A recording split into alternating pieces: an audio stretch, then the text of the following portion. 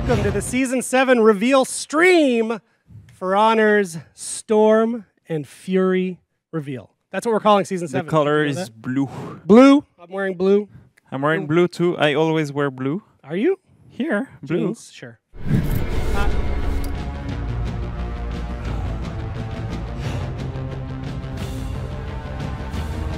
lot of data confirms some of the stuff we were seeing, and now the big thing is going to be able to modify these things. So I guess the match has started already. It has begun.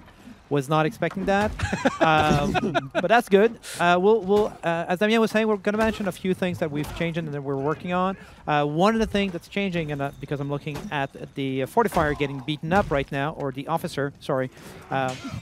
Dev names versus real names. Yeah. Against the officer. We've made the officers less blocky, I guess is one way of putting it. They're meant to slow you down. They're not meant to be a challenge. So we've tweaked their first for the ramparts, so as to make sure that they don't have to worry about the archers as they push the ram. It's going quite well. You can see here the. No, they still don't have the second. They don't have the first point yet. Yes, but it's interesting to see that he is still pushed forward. So that means you can stagger the defenders and keep them from actually contesting that zone, and you can leave one of your teammates to cap it fully. So it's a very good strategy to make sure you have the time to cap it in one push and not have to go a lot of times and waste tickets. Staying in the zone while you're fortifying and capturing it permanently is going to go faster than if you leave just your guys. So that's really important. So you're going to have a choice, a strategic choice to make as an attacker. Do I stay here or do I go ahead and get rid of all the archers? It's more predictable if it doesn't happen as often. Yep. And one of the things we want to make sure, if we want this to be a mode that players play more in competition, it has to be very docked for 5 to 6 minutes and you're just not moving. It's been docked for 5 to 6 minutes and you're just not moving. You're just not moving. You're just not moving. And it's literally melting at that point. Yes. That's for them. Both sides are kind of talking about the Guardian. Yeah, on they're the in the Guardian area right now. The last kill on gets a bonus, and whomever helped get it in the same team also gets a bonus.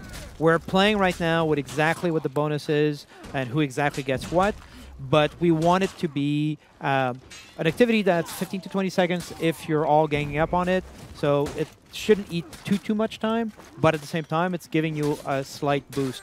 The reason for the neutrality of it also is so that, let's say, you're playing with Guillaume, and I'm on the other team, and you guys almost got the Guardian dead. I can sneak in and get that last. Yes, we can see one of the coolest moments in a breach match is when a team kills the Guardian. But what I like the most is that there is a definite risk to spending fights in this. But what I like the most is that there is a definite risk to spending time to those group fights, because sure, you might be beating those guys up on the ramparts and oh my god, yes, you're advancing and you're capturing archers. One of the things that's interesting and that we were talking about earlier on is the fact that it's easy. We see a lot of people that the first time they play like they play Dominion, or they play like they play Elimination, and they just try to kill. And then next thing they know, they're looking at the ram is dying, and it's like, oh, but we can't do anything. It's like, well, you ignored it. Right. So it's a little trickier to play the attackers because you got to split that focus, but it's so rewarding. So this defender group right here is focusing their efforts on ticking down the respawns. Yeah, and that was super cool because the attackers had that flag, and they actually denied it, took it for themselves, shielded the gate. If there's only attacker players and minions around the ram, it's going to go at double speed, which is about 30 seconds to load.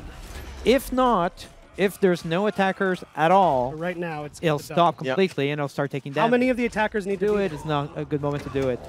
So that was a good question from Gerald of Rivia. Gerald X of Rivia. We improved. Yeah, we've fixed a few things. AoE attacks were a little too effective, so we haven't nerfed the attacks themselves. We've nerfed how the commander reacts to those attacks. The king. He ignores them a little bit more. Hello, I have switched sides for this segment just for you. We are back with Mr. Damien Kikin, as you know. Just after, in fact, you started before shipping Visual Collection.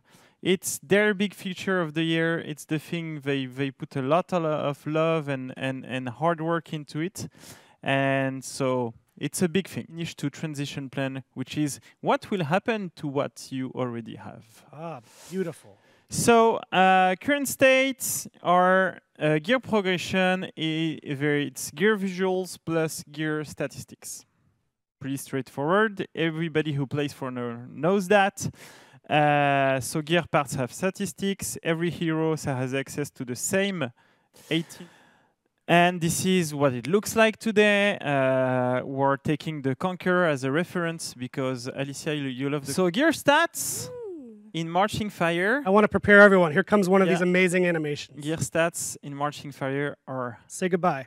...out, and they will be replaced by perks. Oh, beautiful. Those little icons. Hello, perks. Hello, perks.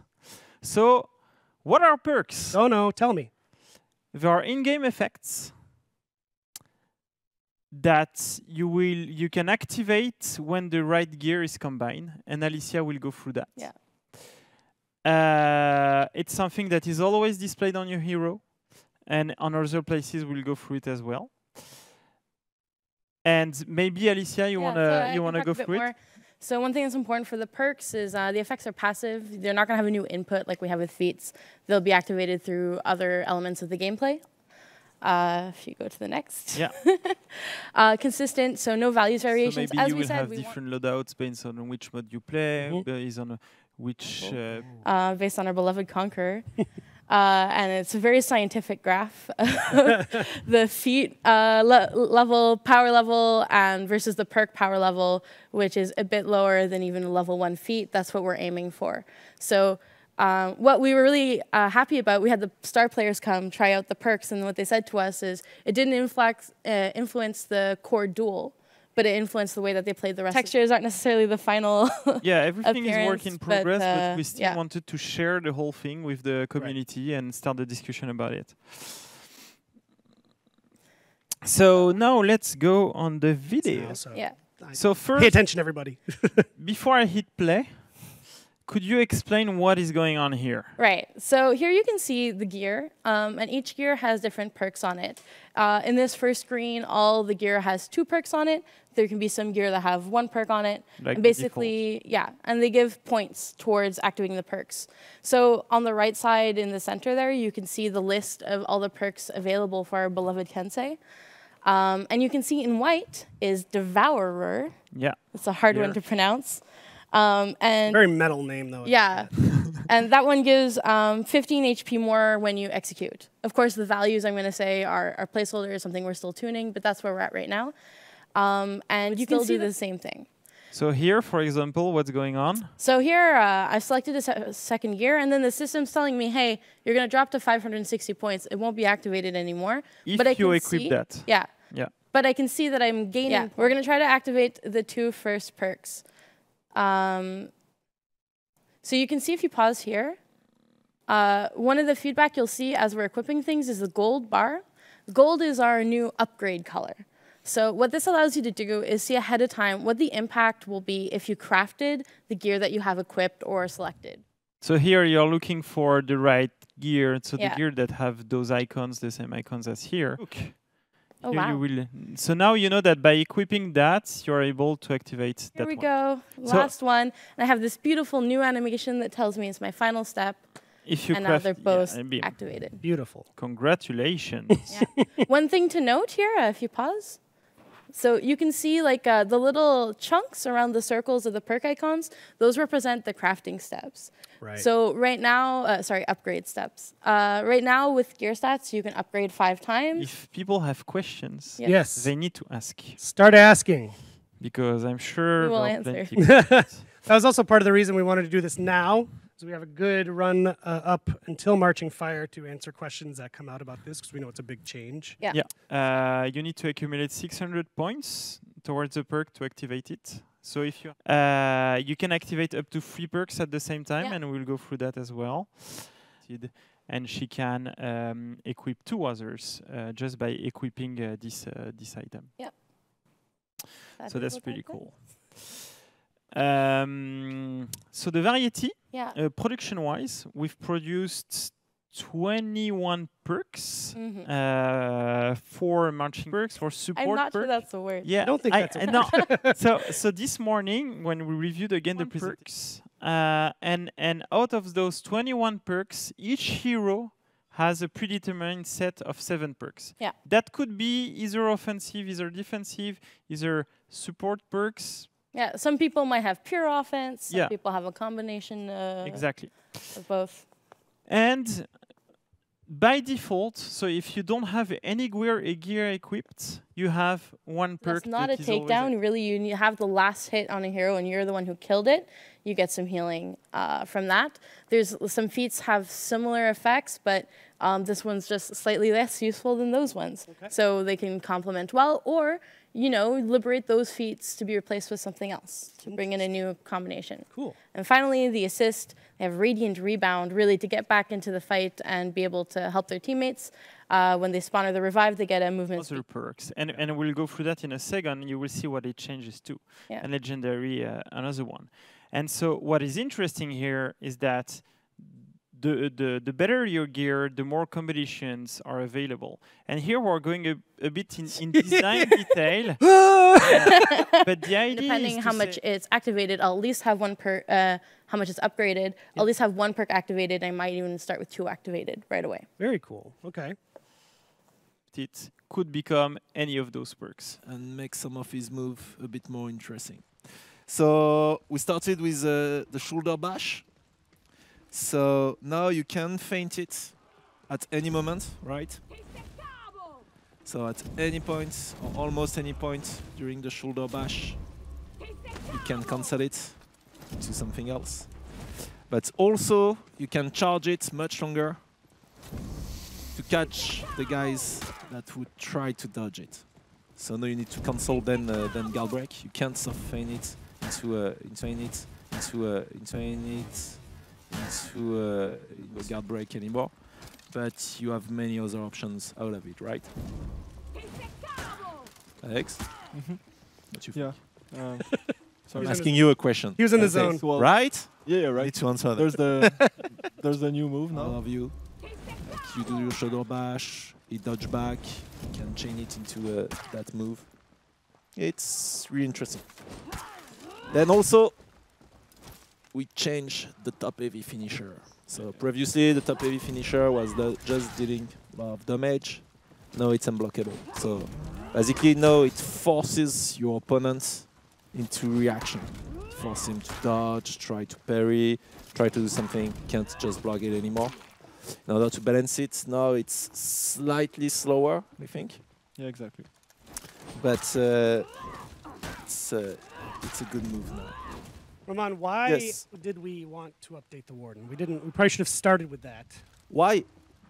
Because the Warden is one of the first character.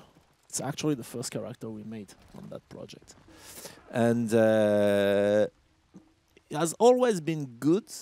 But lately, with the new characters, the new mechanics, and even ourselves as designers getting better at creating characters, we thought that we needed to refresh him a little bit. Yeah. And also, in terms of tier list, in terms of win-loss ratio of the Warden, he was a bit too much at the bottom of the list for us. Also, now zone attack and sprint attack can chain into the heavy finisher. So you can sprint attack a guy, zone attack, heavy, feint to zone attack, then to heavy finisher. Now it's becoming really an interesting move inside the Warden toolset. And the last thing, it's the side lights now are a bit faster in order to help the Warden initiate from neutral. They used to be 600 milliseconds left and right light attack. Now they are down to 500 milliseconds. So a bit wanted to change for 2 reasons. First one, it's because it's she's a little bit low in terms of win-loss ratio. She's currently really bottom tier, at least. Do you want to start with the changes we made from the TTS for those folks who maybe got to play her? We're gonna start with what we changed, Okay. and then what elements we. So now it guarantees the second light attack in a chain, and it has a shorter recovery time. But to compensate for that, you can only do shield crush after a heavy. By cancelling a heavy, you can no longer do it after a heavy attack. So if you can show that quickly, now it becomes an interesting move with an actual punish after it. New chains. So now the Valkyrie has access to all possible three chains, making every hit in a chain more unpredictable than before. So and now you have a dedicated follow-up by pressing heavy attack. So we've changed the inputs and we've made the finish better. And also the move is slightly faster. Yeah. But in a group fight scenario, you need to be careful because it was too much a good answer to almost everything. So now the idea is really to use it how it was meant to be. Like it allows you to dodge an attack and counter with a melee move that lets you open your opponent and then start your chain and potentially land the sweep, etc. And not a go-to move that will counter almost everything. But the full block stands out of it. So same thing. That's a big change of the Valkyrie. That's enough actually of that move. We feel we've improved on other things and I will continue on that detail. But that part, we nerfed it. Same thing, we'll monitor how it behaves.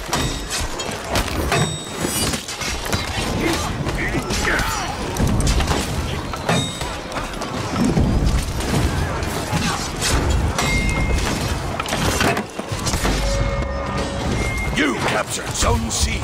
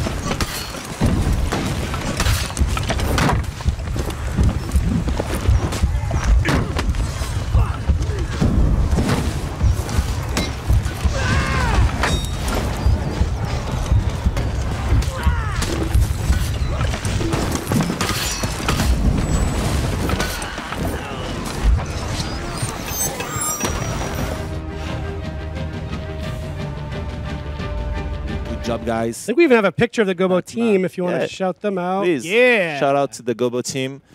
They gave us last season map. Yep.